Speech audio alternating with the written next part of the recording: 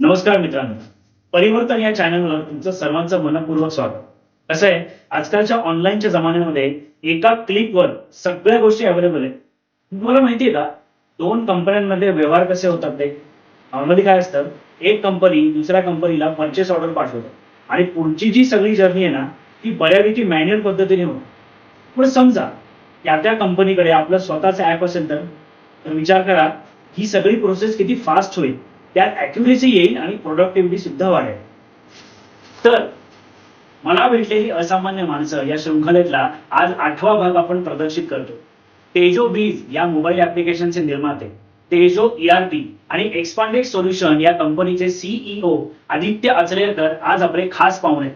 तर ईआरपी म्हणजे काय, तेजो ईआरपी म्हणजे काय, आणि एकूणातच आदित्य सरांनी आपल्या क्लायंटसाठी कशा प्रकारच्या सिस्टीम्स डिझाईन केल्या आणि त्यामुळे त्यांना त्याचा फायदा कसा झाला, आयआयटी इंजिनियर ते उद्योजक हा त्यांचा प्रवास कसा राहिलेला आहे, याविषयी आज आपण गप्पा मारणार.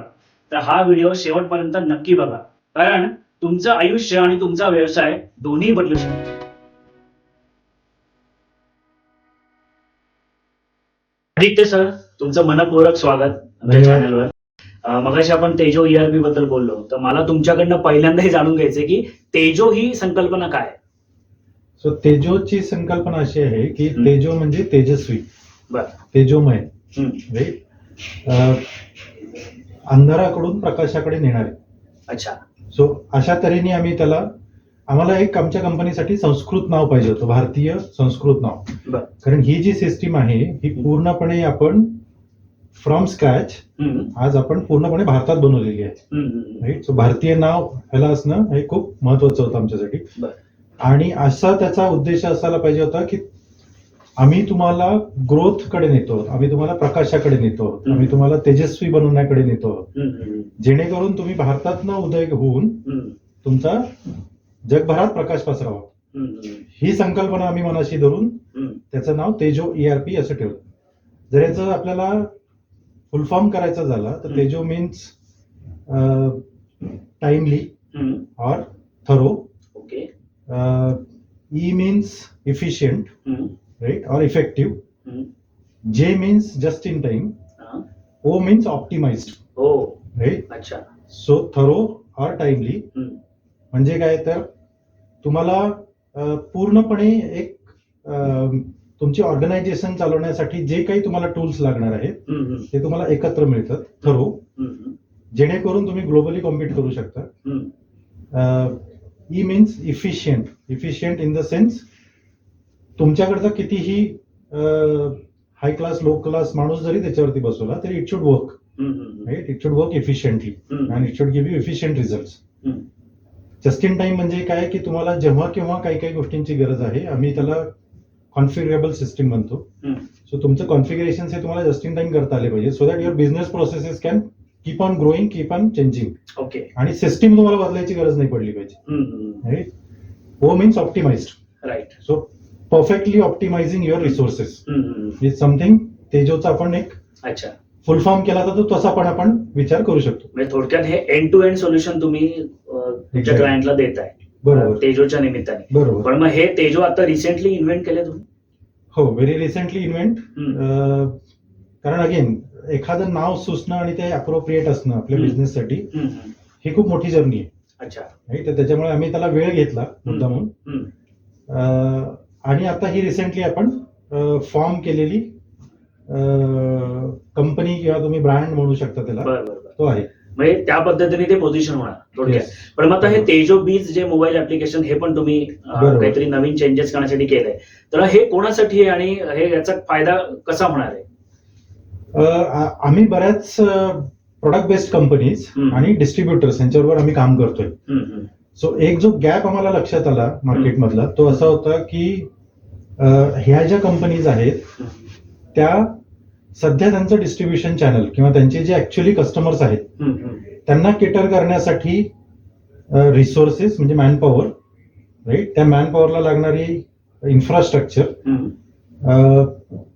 त्यांना लागणार ट्रेनिंग्स, ह्याच्यामध्ये प्रचंड प्रमाणात इन्व्हेस्ट करतात ते. अच्छा. राईट.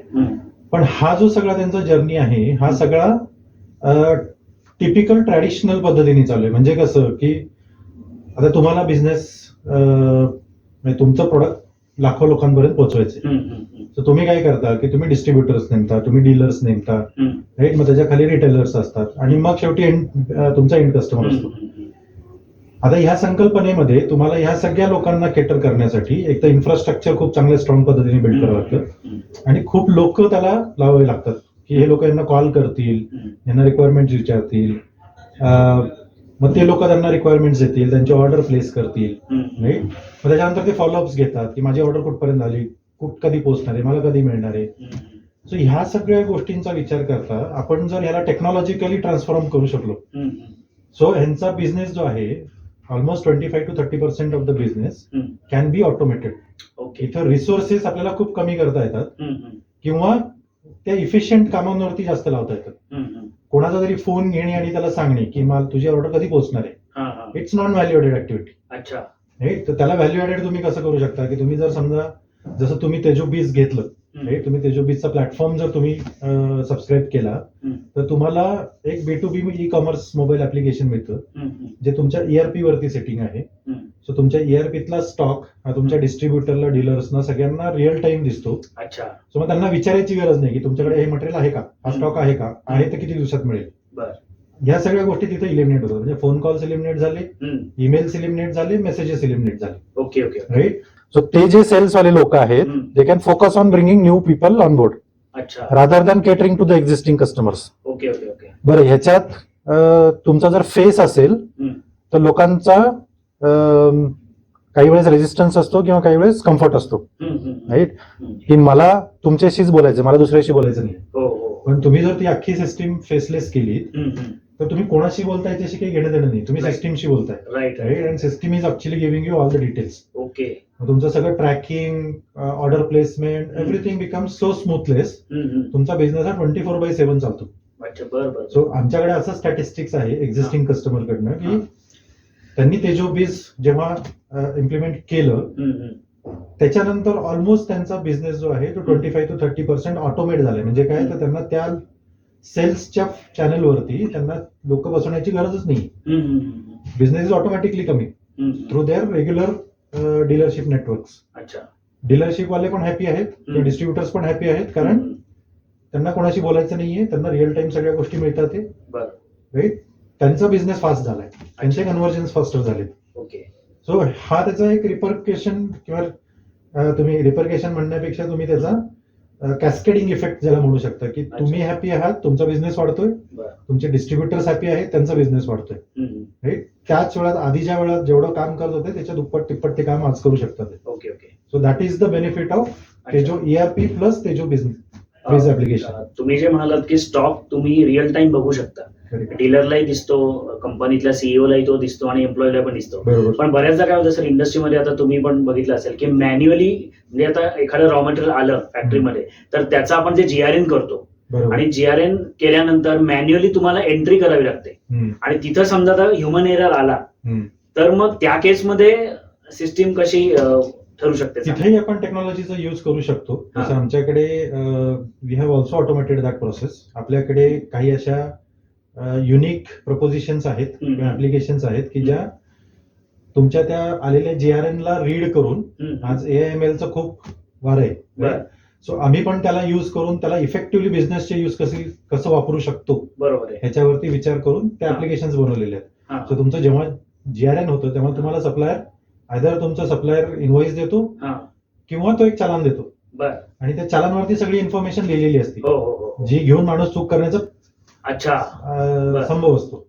सो आम्ही तीच प्रोसेस ऑटोमेट करून टाकली. तुम्ही फोटो घ्या, फोटो स्कॅन केला, system will automatically process that invoice आणि तुमचं मटेरियल इन होतं. राईट. तर याला खूप सारे तुम्हाला टेक्नॉलॉजिकल ऍडव्हान्समेंट करू शकता आणि त्या आपण केलेल्या पण आहेत ऍप्लिकेशन. म्हणजे तुम्हाला असं म्हणायचं का की समजा तुम्ही त्या इनव्हॉइसचा फोटो मी स्कॅन केला आणि सिस्टीमला दिसतंय की फॉर एक्झाम्पल एखाद्या प्रोडक्टचे 20 बंडल आलेले आणि ऍक्च्युअल मध्ये दिसताना इथे मला 17च दिसत आहे, तर तिथे आपण सहज ते आयडेंटिफाय करू शकतो हे 3 बंडल गेले कुठे. करेक्ट. तुम्ही इनव्हॉइस मध्ये तर की दिसतंय आणि हे आपण लगेच ट्रेस करू शकतो.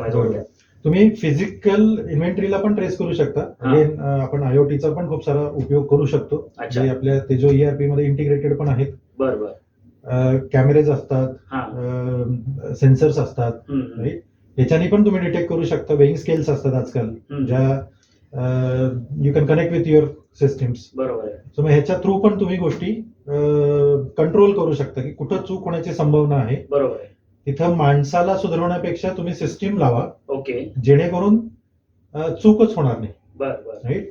किंवा चूक अशी असेल की जी इझिली ऍक्टिफायबल किंवा आयडेंटिफायबल असेल. अच्छा. So try to make sure that it is a full proof, what we call it as. बरोबर. युजर फ्रेंडलीचा पण तुम्ही मगाशी उल्लेख केला. बरोबर. तर तो जो कोण स्टोअर मधला माणूस आहे तो वापरणारा, त्याची एलिजिबिलिटी काय असायला पाहिजे ही सिस्टीम समजून घ्यायला आणि ती डे टू डे बेसिस वापरायला. कारण बऱ्याचदा असं होतं की मॅनेजर असेल, सिनियर मॅनेजमेंट, त्याच्या वरची जी लोक असेल ती काही स्टोअर मध्ये किंवा असेंब्ली असतीलच असं नाही. बरोबर. तिथला जो कोण स्टोअर मॅनेजर आहे, तिथला सुपरवायझर आहे, तो हे सगळं मॅनेज करणार आहे. तर ते तुम्ही कसं बसवलेलं आहे की ते इतकं युजर फ्रेंडली आहे का की anybody can use that system आणि anybody can implement that? Yes. आपण आपल्या सिस्टीम मध्ये 2 लोक असे पाहिजेत आपल्याला जे की ऍव्हरेज म्हणजे मी म्हणेल ऍटलिस्ट त्यांनी 12वी पास केलेलं आहे. अच्छा. राईट. हा. किंवा थोडेसे बेटर द्यावून ओके. असले पाहिजे जे आहेत सेल्स. बर. राईट. सो सेल्स मध्ये तुम्हाला कस्टमरशी बोलायचं असतं, त्याच्यामुळे आपसूक तुम्ही एखादा असा माणूस ठेवता की जो बोलण्यात पटाईत आहे किंवा लिखाणात पटाईत आहे. बरोबर. कारण त्याला कस्टमरशी कम्युनिकेशन पण करायचं असतं. दुसरा माणूस आपल्याला असा पाहिजे असतो की जो माझं प्रोडक्शनची प्लॅनिंग हे व्यवस्थित करेल. हे 2 माणसं सोडता. राईट. हे 2 माणसं थोडेसे एज्युकेटेड पाहिजे आपल्याला, कारण they are running the organization. Correct. ह्याच्या व्यतिरिक्त तुम्ही जर सिस्टीम मध्ये म्हणताल तर इनपुट्स आपल्या सिस्टीम मध्ये फक्त सेल्सवाला देतो आणि प्लॅनर देतो. ओके. बाकीचे सगळे त्या इनपुट्स वरती फक्त बटन क्लिक करतात. बरोबर. सो तिथे त्यांना काहीही नॉलेज नसेल. म्हणजे समजा आता माझी कंपनी आहे आणि तुम्हाला जर माझ्या कंपनीच्या स्टोअर मध्ये येऊन कोणाला तरी मटेरियल इश्यू करायचं असेल, पहिल्याच दिवशी तुम्ही ते करू शकता. अच्छा. बर. इतकी ती सिम्पल आहे. ओके. कारण आपल्याकडे आपण सगळ्या गोष्टींसाठी त्यांना प्लेसेस दिलेले आहेत की तुम्ही इथं त्याचं लोकेशन ठरवू शकता. मग लोकेशन तुम्ही कसं ठरवणार ह्याची पण गाईडलाईन्स आपण देतो. So we not only provide the system, we give the consulting also to that. बरोबर. We do the hand holding also for this people. बरोबर. सो तो आपला एक मेजर सिस्टीम मधला युएसपी आहे. करेक्ट. आजकाल काय आहे की मार्केटमध्ये इफ यू सी सॉफ्टवेअर विकणारे खूप आहेत. राईट. पण मॅन्युफॅक्चरिंग समजणारे लोक आणि जे सॉफ्टवेअर बनवून देऊ शकतात असे लोक तुम्हाला फार रेअरली सापडतील. अच्छा. सो आपला तो युएसपी आहे की आपण मॅन्युफॅक्चरिंग अंडरस्टँडिंग करतो. बरोबर. कारण माझा बॅकग्राऊंड हा पूर्णपणे मॅन्युफॅक्चरिंग मधला आहे. राईट. आणि सॉफ्टवेअर हे त्याच्यावरती ऍडिशनल ऍडव्हान्टेज आहे. म्हणजे नॉर्मली सर मॅन्युफॅक्चरिंग सेक्टरमध्ये मी पण बघितलेलं आहे की ती मानसिकता पटकन नसते एखादा बदल ऍक्सेप्ट करण्याची. बरोबर. एस्पेशली जे असेंब्ली लाईन किंवा स्टोअर मध्ये काम करणारे लोक असतात त्यांचं म्हणणं आहे की हा ठीक आहे बाबा, जे चालत आलंय तसं आपण चालूया, हे करूया. तर ते तुम्ही मानसिकता बदलण्यासाठी तुम्ही ते कसं सांगता? कुठल्याही तुम्ही कंपनीत जेव्हा जाता pitch करायला? सगळ्यात महत्वाची गोष्ट ह्याच्यामध्ये काय असते की मानसिकता का बरं नसते, तर 2 त्याचे प्रामुख्याने कारण असतात. एक असतं की भीती. राईट. भीती काय की सिस्टीम जर आली तर माझा जॉब जाईल. हा सगळ्यात मेजर लोकांचा भीती असतो. राईट. की म्हणजे सिस्टीम आणली म्हणजे माझं काम कमी होणार, मग माझा जॉब जाणार, मग मला किंवा एक्स्ट्रा काम करायला लावणार किंवा मला जे आवडत नाही ते काम करायला लावणार. या प्रकारची सगळ्या भीती असतात. सो आम्ही सांगताना त्यांना ते सांगतो की तुम्हाला जे तुमचं काम आहे दररोजचं तेच तुम्हाला करायचंय. त्याच्यात कुठलाही बदल करायचा नाहीये. फक्त आणि फक्त सिस्टीमनी काय होणार आहे की तुम्ही आता ज्या कामासाठी समजा 15 मिनिटं, 20 मिनिटं, 25 मिनिटं लावत असाल किंवा तुम्हाला तुमच्या साहेबांनी एखादा रिपोर्ट सांगितला काढायला, जो रिपोर्ट करण्यासाठी तुम्हाला खूप त्रास होतो.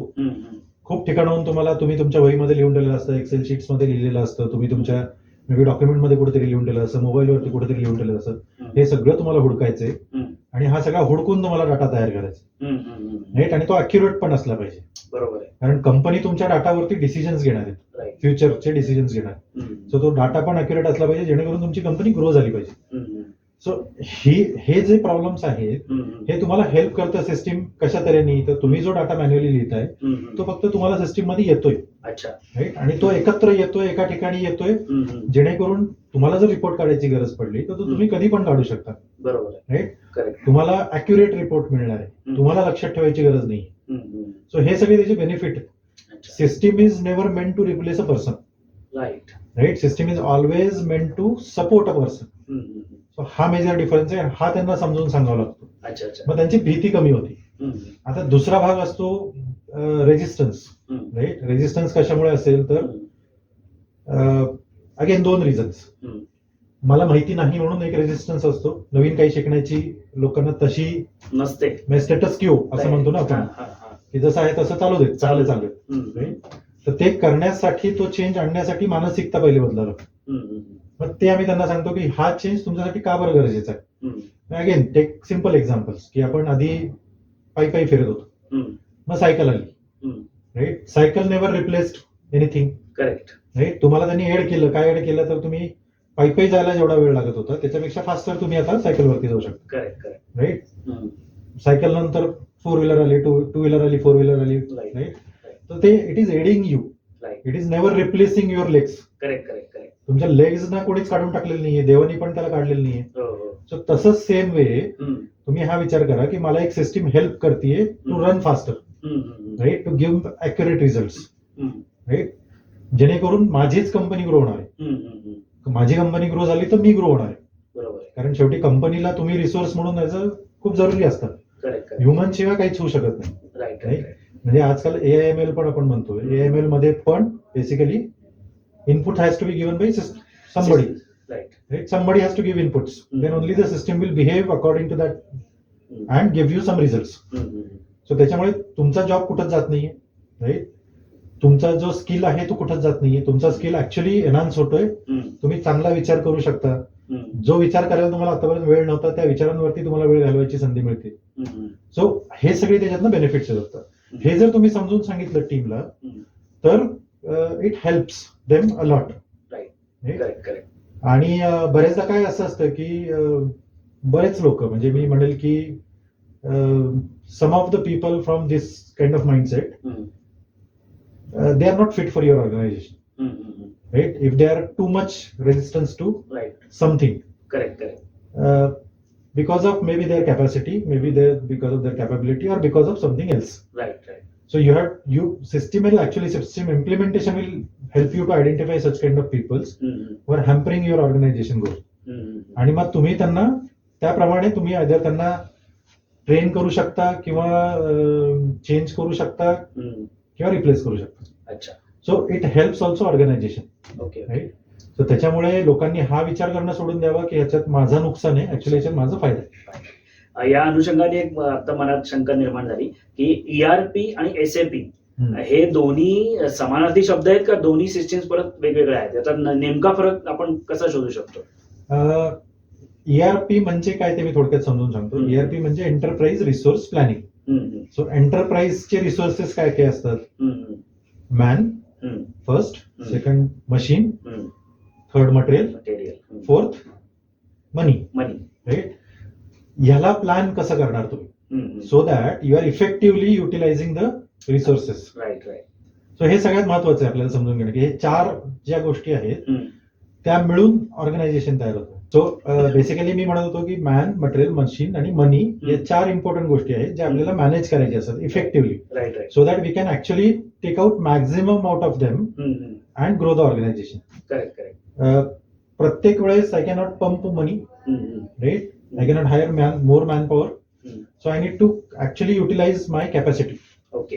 सो माझं मटेरियल हे मी ऑप्टिमली युज केलं पाहिजे, त्याच्यात वेस्टेज नसले पाहिजे. राईट. माझं मशीन हे मी 100% कॅपॅसिटीने युज केलं पाहिजे, त्याच्यात ब्लॉकेजेस नसले पाहिजे. माझं मॅन पॉवर पण मी त्याच इफिशियंटली युज केलं पाहिजे, ते मी टिकवून ठेवलं पाहिजे. कारण दरवेळेस मला मॅन पॉवर ट्रेन करणं is again wastage of money. Okay. Right. जेवढी मनी मला कंपनीमध्ये घालायची तेवढी मी घालणारच. Right. Right. For the growth, expansion and investment. पण त्या मनीचा ROI पण मिळायला पाहिजे. राईट. रिटर्न ऑन इन्व्हेस्टमेंट आपण ज्याला म्हणतो, की मी जेवढं घातलंय त्याच्या काही पट मला मिळालं पाहिजे जेणेकरून मी पुढचा ग्रोथ अचीव्ह करू शकतो.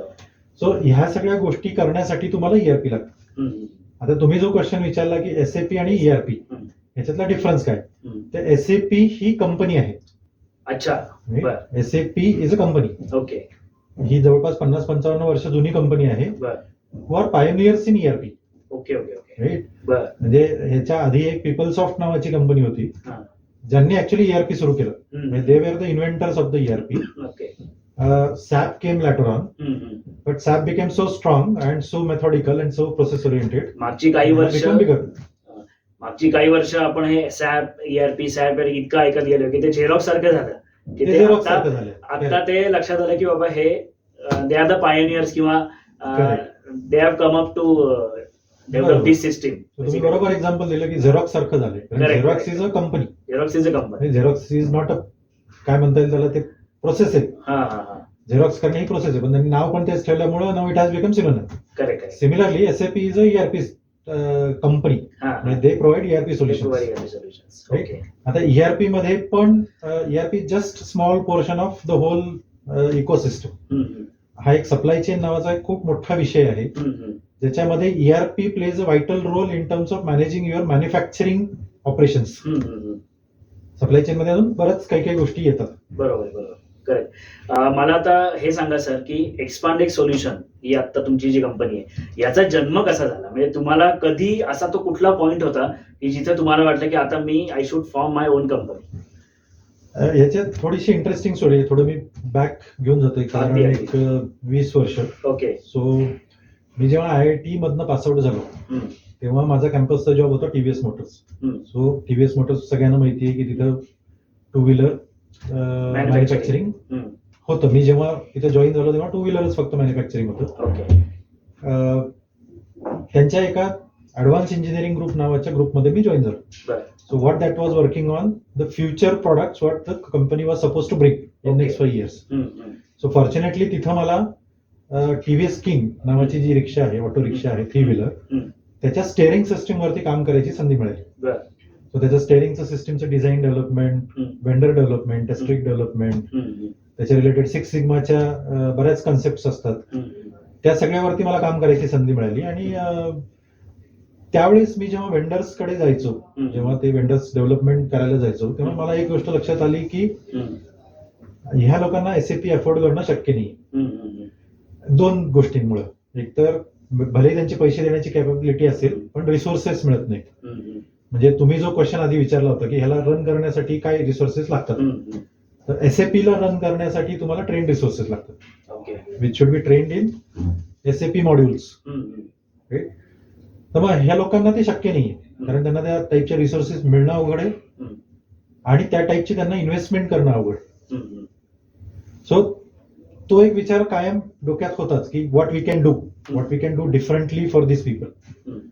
त्याच्यानंतर मी जेव्हा वेगवेगळ्या कंपन्यांमध्ये गेलो, GE मध्ये गेलो, GM मध्ये गेलो, अगेन आय वॉज थिंकिंग की ह्या कंपन्यांना हे अफोर्डेबल आहे पण त्या कंपन्यांना हेच टाईपचे सोल्युशन्स अफोर्डेबल नाहीये. सो मग तिथून तो विचार सुचत गेला आणि 2014ला आय डिसाइडेड की नाही, आता इनफ ऑफ द एम्प्लॉयमेंट, म्हणजे एम्प्लॉई माइंडसेट मधनं आता बिझनेस माइंडसेट मध्ये यायचं. ऍक्च्युली हा माइंडसेट आधीपासूनच होता. हा जो माइंडसेट आहे तो आधीपासूनच होता.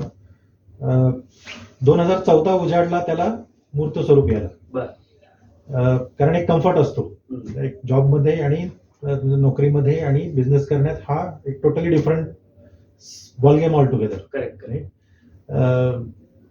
पण तो प्लंज घेतला 2014ला. Then we started building the systems. सुरुवातीला आम्ही कस्टमरच्या म्हणण्याप्रमाणे आम्ही बिल्ड करत गेलो. देन वी अंडरस्टूड की कस्टमरच्या म्हणण्याप्रमाणे बिल्ड करणं इज ओके, पण आपल्याला कुठंतरी त्याला एक स्टँडर्डाइज वे पण आणला पाहिजे, सो दॅट आज जो माझा कस्टमर आहे, जो मे बी 10 कोटी, 15 कोटी, 25 कोटी, 30 कोटीला आहे, हा ग्लोबली कॉम्पिटंट कसा होईल. जर मी आज त्याच्या पद्धतीने जर सिस्टीम बिल्ड करत गेलो तर they will be only in their circles, कारण त्यांना तेवढंच माहिती आहे, त्यांचा एक्सपिरियन्सच तो ड्राईव्ह करतोय. सो मग यांच्याकडे अशा सिस्टीम्स मी कशा आणू शकतो की स्टँडर्डाइज वेनी, किंवा ग्लोबली कॉम्पिटंट, किंवा ग्लोबल मध्ये काय चालू आहे, किंवा ग्लोबल पेक्षा आज बेटर मी काय करू शकतो. जसं आज आम्ही तेजोबीज लॉन्च केलं, असं प्रोडक्ट देणारी आज जगात कुठलीच कंपनी नाही. अच्छा. So we are proud that we have build that system ahead of the curve. Right. आम्ही हे जवळपास 2 वर्षापूर्वी बिल्ड केलं आणि आज आम्हाला हे दिसतंय की कोका कोला सारखी कंपनी हे कन्सेप्ट घेऊन पुढे चालली आहे. So that shows that whatever we have perceived 2 years back, 2.5 years back, is very relevant and very much in demand. Correct. Very much is required. बरोबर आहे. आणि आज ज्या लोकांनी हे वापरायला सुरुवात केली त्यांचा 2 वर्षात त्या प्रकारचा जो बिझनेस आहे तो 30 ते 35% वाढलेला आहे. हो, fantastic. So that is the thought process what we have. So मग ह्या सगळ्या कंपन्यांमधनं काम केल्यानंतर त्यांचा जो प्रोडक्ट बिल्डिंगचा एक्सपिरियन्स होता तो आम्ही स्मॉल स्केल मीडियम MSME आपण ज्यांना म्हणतो त्यांना कसा तो उपयोगात आणता येईल ह्या दृष्टीने आम्ही विचार करून मग हा प्लॅटफॉर्म आपण लॉन्च केला. अच्छा. सो आम्ही गेल्या 6 वर्षापासून जवळपास हा स्टँडर्डाइज करून लॉन्च केलेला आहे. ओके. सो आम्ही आता पण कस्टमायझेशन करतो पण only if they are standardize customization. Okay okay, बरोबर. आम्हाला तुमची सिस्टीम कशी चालते असं तुम्ही एखादं काही लाईव्ह एक्झाम्पल किंवा असं काही तुम्ही सांगू शकाल का की ते बघायला? More than happy. माझे कस्टमर्स आहेत जयश्री ग्रुप. ओके. त्यांच्या 5 कंपन्या आहेत. बरं. आपण त्यांच्याच कंपनीला व्हिजिट देऊयात आणि तुम्ही रिअल टाइम ते पाहू शकता. That is very good idea. म्हणजे ते लाईव्ह आम्हालाही बघायला मिळेल आणि प्रेक्षकांनाही ते दाखवता येईल सिस्टीम. जाऊयात आपण. येस, नक्की. चलो. नमस्कार मित्रांनो, जसं म्हटल्याप्रमाणे आता आपण आलो आहोत, तुम्ही बघताय Jayashree electro devices private limited ही पिंपरी MIDC मधली कंपनी आहे आणि याच कंपनीमध्ये आदित्य सरांच्या सगळ्या सिस्टीम्स लागू झालेल्या आहेत आणि त्यांचे व्यवहार कसे सुरळीत चालू आहेत याचा आता आपण लाईव्ह एक्झाम्पल बघणार आहोत. तर आदित्य सर, मी तुम्हाला विचारीन की आता तुम्ही काय काय आम्हाला दाखवणार आहात? सो आपण पहिले इनवर्ड पासून सगळं प्रोसेस पाहूयात. हा. इनवर्ड, त्याच्यानंतर स्टोअर्स, त्याच्यानंतर प्रोडक्शन, सेल्सच्या काही लोकांशी बोलूयात, सप्लाय चेन आणि ऑपरेशन रिसर्चच्या काही लोकांशी आपण बोलूयात. बरं. मग आम्हाला एक्झॅक्टली ते लाईव्ह सगळं बघायला मिळणार आहे. ओके. तो आता आपण कंपनीच्या आत जाणार आहोत आणि ऍक्च्युअल रॉ मटेरियल येण्यापासून ते या सगळ्या प्रोसेस तुम्हाला आतमध्ये बघायला मिळणार आहेत. तर चला. I'm Executive Director of Jayashree Electro Devices Private Limited. Also, I'm Director at Jayashree Encoders Private Limited. So basically, we were looking at we are into manufacturing for last 50 years, and we were looking to have some using latest technology, some ERP, which will keep all our production teams and our stores and all the processes intact and very in line.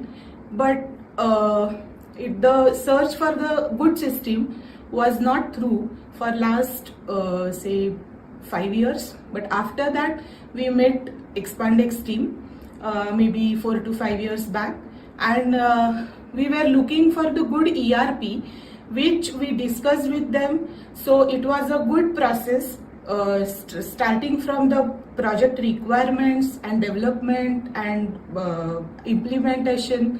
And even now, we are working with them. They are giving us very good support, and we are always dependent on them for ERP process improvements. And they are really giving us good support for that.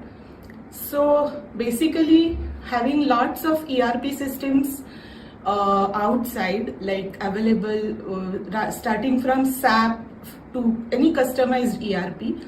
Actually, we had 2-3 failed experiences with the previous parties, but our experience with Expandex was really good. We are using Expandex system, ERP system, starting from our engineering department, stores, purchase, sales, and even the accounts now.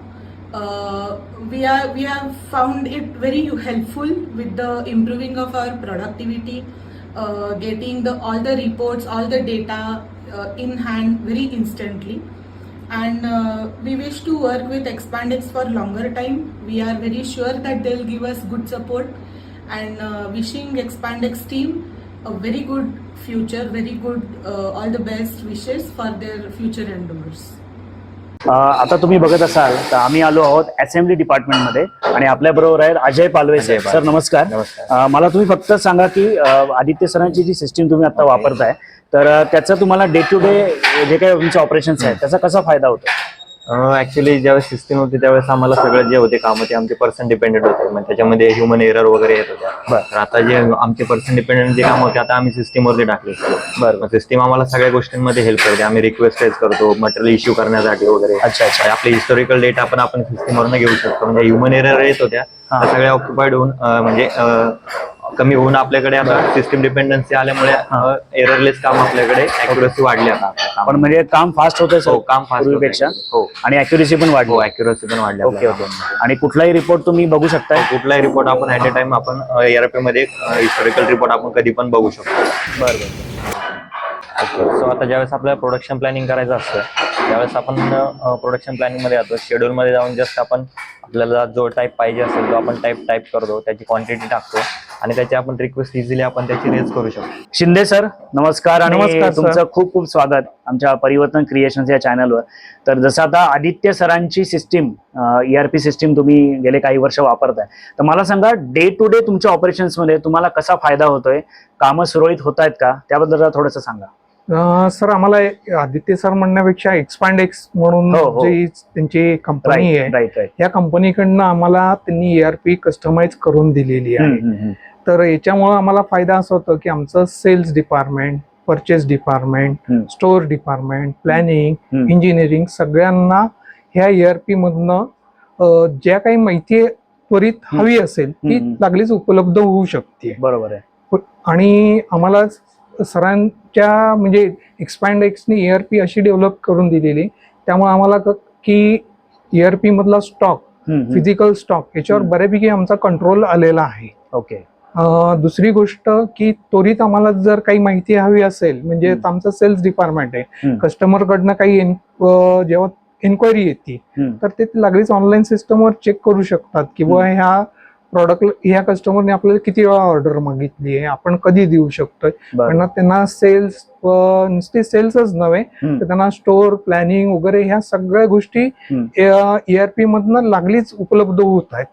त्यामुळे त्यांचं काम करण्याचा आणि कस्टमरला प्रतिसाद किंवा reply आपण म्हणूयात की रिप्लाय त्वरित दिला जातो. अच्छा. तुमच्या स्टाफच्या पॉइंट ऑफ व्ह्यूने जर विचार केला तर ही सिस्टीम युजर फ्रेंडली आहे का?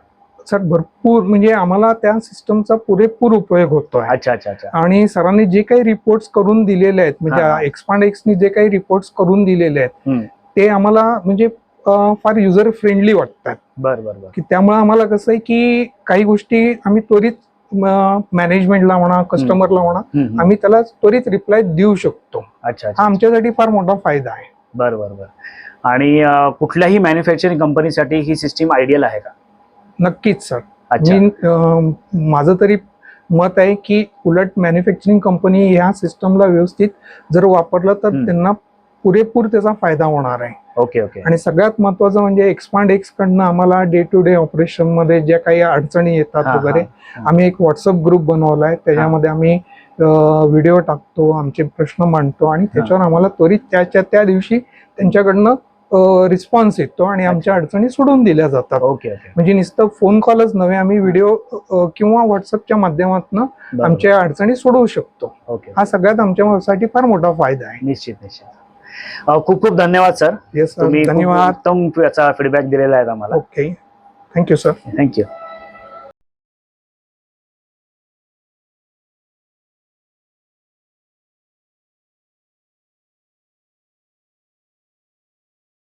पुढचा माझ्या मनात असा प्रश्न आहे सर की तुम्ही जसं म्हणता की तुमच्या सिस्टीम या कस्टमाइज असतात, तर कॉस्टिंग वाईज जर विचार केला, कारण तुम्ही आत्ताच उदाहरण दिलं की या ज्या SAP डिझाईन किंवा बाकीच्या सिस्टीम या लोकांना तेवढ्या अफोर्डेबल नसतात, तर तुमच्या ज्या सिस्टीम आहेत या नक्की कोणासाठी आहेत आणि त्या कोण अफोर्ड करू शकतं? बरं, तो आय थिंक खूप छान क्वेश्चन विचारला तुम्ही. मी दोन गोष्टी सांगू इच्छिते याच्यासाठी, या क्वेश्चनसाठी. माझी सिस्टीम ही अशा लोकांसाठी उपयुक्त आहे ज्यांना त्यांचा बिझनेस ग्रो करायचा आहे. ओके. राईट. आपण एक मिसकन्सेप्शन आहे आपल्या माइंडसेटमध्ये की any system that I am buying is an expense. It's never an expense, it's an investment. Okay. जसं आपण मशिनरी बाय करतो कंपनीच्या ग्रोथसाठी, राईट, मला काहीतरी त्याच्यातनं प्रोडक्शन काढायचं असतं म्हणून मी मशिनरी बाय करतो. बरोबर. आपण त्याला कधी पण एक्सपेन्स नाही म्हणत, आपण त्याला इन्व्हेस्टमेंट म्हणतो. सॉफ्टवेअरच्या बाबतीत हे जरा गणित चुकतं लोकांचं. बर. त्याला ते कायम एक्सपेन्स म्हणतात. ओके. म्हणजे तुमची सिस्टीम फार एक्सपेन्सिव्ह आहे असं म्हणतात. राईट. तुमची सिस्टीम कॉस्टली आहे असं कोणी म्हणत नाही, किंवा अफोर्डेबल नाही असं कोणी म्हणत नाही. तुमची सिस्टीम फार एक्सपेन्सिव्ह आहे असं म्हणतात. सो तो मिसकन्सेप्शन आहे. ओके. आता ही सिस्टीम कोणासाठी कामाची आहे, तर ज्याला ग्रोथ करायचंय, ज्याला ग्लोबली कम्पीट करायचंय. सो मग त्याचा टर्नओव्हर 1.5 करोड का असना, 1 करोड का असना, का 150 करोड का असना, की 1,500 करोड का असना, okay. That doesn't matter. Mindset matters. So त्याच्यामुळे कोणी ही सिस्टीम घ्यावी, तर ज्याला ग्रोथ करायची त्यांनी. ओके. आता ह्याला एवढं मी अफोर्डेबल नाही आहे असं जर त्यांनी म्हणलं, तर आपल्याकडे बरेच वेज आहेत त्याला त्यांच्यासाठी अफोर्डेबल करण्याचे. त्यांच्या ग्रोथच्या लेवलनुसार आपण त्यांना ते प्राइसिंग ठरवून देऊ शकतो. सो ही फ्लेक्झिबिलिटी आपण केलेली आहे, जी बाकी तुम्हाला कुठल्याच ERP मध्ये सापडणार नाही. अगेन आपण काय करतो, म्हणजे तेजो ERP किंवा एक्सपांडेक्स कंपनी ॲज अ म्हणून काय करते, तर we become your partners. Okay. Okay. We are not your vendors. We don't want to be your vendors. Okay. We want to be your partners and we are your growth partners. Right. So as you grow, we want you to grow and we want us to grow along with you. Okay. Okay. So त्याच्यामुळे तुमची जर आता capability नसेल, capacity नसेल तेवढे investment करण्याची, तर आपण छोट्या छोट्या मॉड्यूल्स पासून सुरुवात करू शकतो, which will help you to grow. Right. And then you can actually keep on spending or maybe investing the money okay. Into the platform बरोबर. As you grow along. So आज आपले जे customers आहेत, छोट्या पद्धतीने सुरू झाले आणि they keep on investing every year some amount into the system. They budget it, they invest it, so that they grow along with the platform. Okay. Okay. पण मग आता हे मॅन्युफॅक्चर साठी फक्त मॅक्सिमम आहे का, हे एखादा मोठा ट्रेडर असेल, डीलर असेल, त्याला समजा वाटलं उद्या तर ही सिस्टम तुम्ही कोणालाही वापरू शकता. म्हणजे आज मी माझी सॉफ्टवेअरची कंपनी रन करतोय, मी माझ्या कंपनीसाठी पण हीच सिस्टीम वापरतो. ओके. शेवटी संकल्पना सगळीकडे सारखी असते. टेक एन एक्झाम्पल, आपण आपल्या घराचं जरी एक्झाम्पल घेतलं तरी माझ्या किचनला जर आपण फॅक्टरी म्हणलं, तर आपल्या किचन मध्ये पण स्टोर आहे. राईट. आपण धान्य स्टोर करून ठेवतो वर्षाचं. राईट. आपण भाज्या स्टोर करून ठेवतो 8 दिवसाच्या. बरोबर.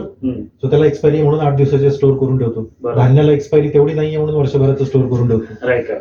मॅन्युफॅक्चरिंग करतो. मॅन्युफॅक्चरिंग काय करतो, भाजी बनवतो, पोळी बनवतो, भात बनवतो, वरण बनवतो. That is manufacturing process. Correct. So जर एक्झाम्पल घेतलं तर मॅन्युफॅक्चरिंग इज एव्हरीवेअर. राईट. आता ट्रेडर्स कडे मॅन्युफॅक्चरिंग असा प्रकार नाहीये, पण they are procuring from somebody and then they are selling to somebody.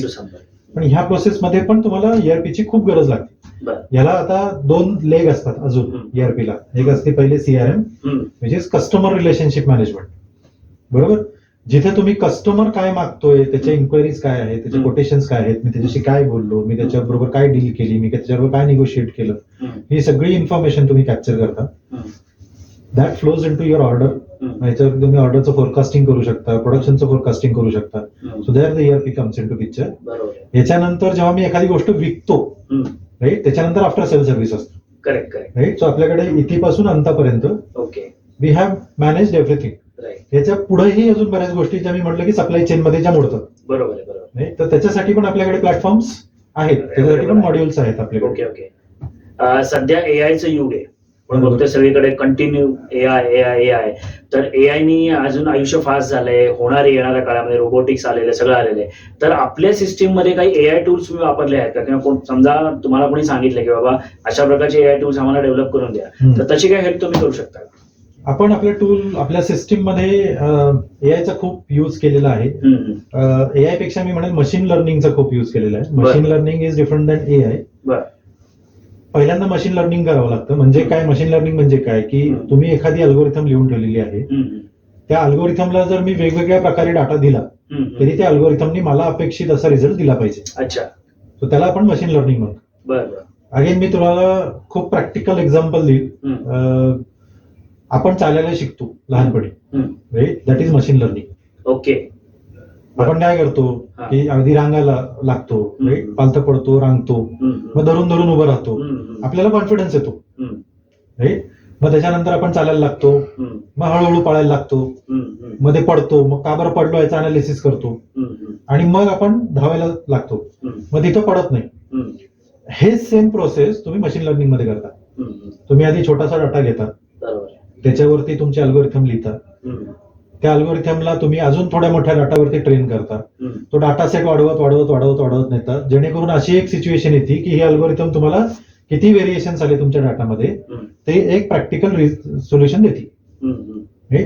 तर that is the same thing again analogy if you have to apply with human life. बरोबर, बरोबर. So ह्या गोष्टी आपण खूप युटिलाइज केल्यात. मगाशीचा तुम्ही जो क्वेश्चन विचारला होता हम्म, हम्म, की JRN चुकलं तर काय, एक्झॅक्टली. तर तिथं आपण MLचा वापर केलेला आहे की तुम्ही जो काही स्कॅन करताय त्याच्यावरनं सगळा डाटा एक्स्ट्रॅक्ट करताय. Correct, correct. आता हा जो सप्लायरचा फॉर्मॅट आहे हा मल्टिपल फॉर्मॅट्स मध्ये येऊ शकतो. म्हणजे हम्म, सप्लायरची जी इनवॉइस आहे ती मल्टिपल फॉर्मॅट्स मध्ये येऊ शकते. Hmm, so we have trained the ML right. Models hmm, which will extract data and then that will send to the ERP. Okay, okay. Similarly आपल्याकडे एक इवा नावाचं आपण व्हर्च्युअल असिस्टंट केलेलं आहे. सो एक्सपांडेक्स व्हर्च्युअल असिस्टंट म्हणून त्याला इवा म्हणतो आपण. बरोबर. सो त्याच्यामध्ये जसं तुम्ही आता चॅट जीपीटी वापरता, हम्म. चॅट जीपीटी हे सगळ्यांनाच माहिती आहे. सगळ्यांना माहिती आहे. Right? त्याला आपण जनरेटिव्ह AI म्हणतो. हो. सो जनरेटिव्ह AI म्हणजे काय, तुम्ही काहीतरी प्रॉम्प्ट देता हम्म, आणि then it generates the हम्म, response which is human alike. हम्म, हम्म, सो आम्ही आपल्या याच्यात एक इवा नावाचा व्हर्च्युअल असिस्टंट बिल्ड केलेला आहे, हम्म, जो साधारण आपण 2.5 वर्षापूर्वी बिल्ड केला जेव्हा चॅट जीपीटी आता आलाय.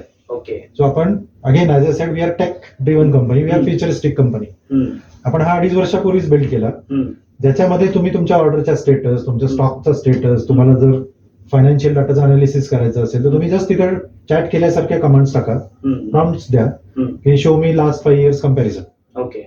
राईट, मंथ ऑन मंथ सेल्सचं मला कंपॅरिझन दाखवा. तर it gives you graph, hmm, tells you what you have missed, what is not working, what is working. हम्म.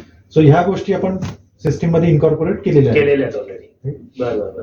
आता याच्याच अनुषंगाने आता जे आता कॉम्प्युटर सायन्स किंवा IT रिलेटेड जे आता इंजिनिअरिंग करतायत किंवा बरोबर. ती जी मुलं आहेत, तर त्यांना काय विजन तुम्ही द्या की त्यांना समजा या क्षेत्रात यायचं असेल तर त्यांच्यासाठी करिअर ऑपॉर्च्युनिटीज काय आहेत? त्यांच्यासाठी तर खूप ब्राईट फ्युचर आहे मी असं म्हणेल. Okay. Not only for computer science पण बाकीच्या डिग्रीजच्या लोकांसाठी पण. हम्म, एक्झाम्पल घ्या mechanical engineering, because we are catering to mechanical industry. Right.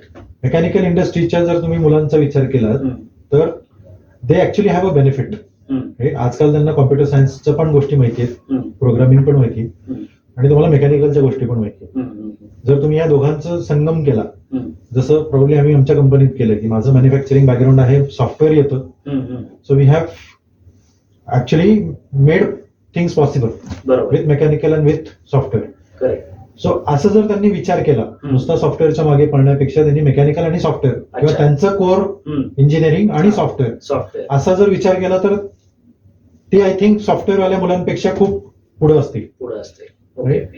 आणि again as I sed AI/ML ह्या गोष्टी तर आजकाल everybody is looking into that. बरोबर आहे. आणि there are an number of opportunities where we can use this things. ते आपण खूप प्रचंड प्रमाणात वापर करू शकतो. आज सगळ्यात मेजर प्रॉब्लेम आहे की big industries who are ready to invest or who have money to invest can afford it to do. Okay. पण MSME सेगमेंटकडे पाहणार कोणीच नाहीये. बरोबर आहे. राईट. सो आपण त्यांच्यासाठी काम करतोय. Okay. So our focus is MSME. Okay. आणि त्यांच्यासाठी आपण एनाबलर्स आणतोय जे ह्या फॅशन मध्ये आहेत, की जे त्यांच्या बिझनेसला ऍक्च्युली कॉम्प्लिमेंट करतात, ते त्यांच्या बिझनेसला ग्रो करायला मदत करतात. बरोबर. करेक्ट. सर, जाता जाता एक शेवटचा प्रश्न पण अत्यंत महत्वाचा, की तुमच्या मते यशाची व्याख्या काय? What is the definition of success? खूपच टफ क्वेश्चन विचारलाय. यशाची व्याख्या ही आय थिंक प्रत्येकाची वेगळी असती. माझ्या मते यश हे जसं तेजो आम्ही विचार केला होता की अंधाराकडून प्रकाशाकडे, मी म्हणेल सक्सेस इज ऑल्सो सेम, की तुम्ही अंधाराकडून प्रकाशाकडे नेताय. That is what success is meant for. बरोबर. म्हणजे तुम्ही जर एखाद्याला चांगल्या थॉट प्रोसेसनी, एखाद्याला म्हणण्यापेक्षा एखादी गोष्ट जर चांगल्या थॉट प्रोसेसनी सुरू केलेली असेल आणि if you are making sure that it is benefiting a lot of people, correct, that is what success is for me. अच्छा. राईट. म्हणजे आज जसं मी म्हणतोय की आज Tejo ERP, Tejo base is getting used by 75+ customers, right? Again as I said 1 crore ते 150 करोड 200 करोड पर्यंतच्या कंपन्या वापरतात. माझ्यासाठी सक्सेस तेजो ERPचा तेजो बेसचा असा असेल की मी 1000 कस्टमर्सना पुढच्या 2 वर्षात जर केटर करू शकलो, so that would be a stepping milestone for me. Right right. So success is never a destination what we can say. It's not a goal actually, it's a journey, okay okay okay. Right?